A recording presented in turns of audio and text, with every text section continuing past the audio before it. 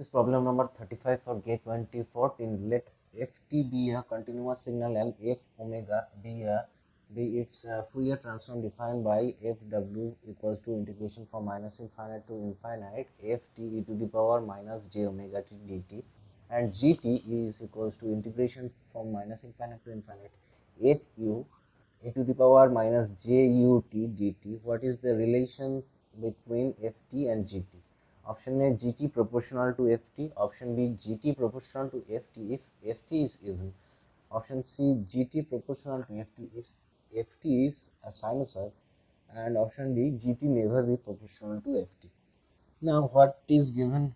If omega equals to minus infinite to infinite ft e to the power minus j omega t dt. So, if I take the inverse Fourier transform, we get 1 by twice pi from integration from minus infinite to infinite f omega e to the power j omega t d omega, right? Now, if omega is replaced by u, if omega is replaced by u, what we have, ft equals to 1 by twice pi minus infinite to infinite integration of f u e to the power j u t du, right? Now,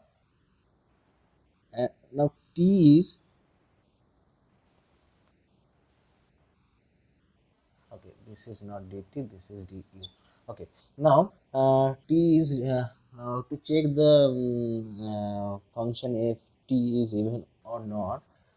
For even function ft equals to f of minus t, right? So we have to replace the t by f of minus t. So f of minus t is 1 by twice pi from integration from minus infinite to infinite f of u e to the power minus j u t du, right?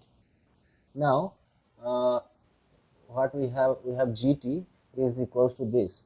So this will be 1 by twice pi. We can write it as gt, right? Now we can see that when ft equals to f of minus t, then it is proportional to the gt.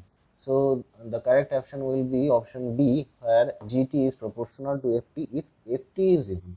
Here we consider the function ft is even, so we can replace the ft by ft minus t.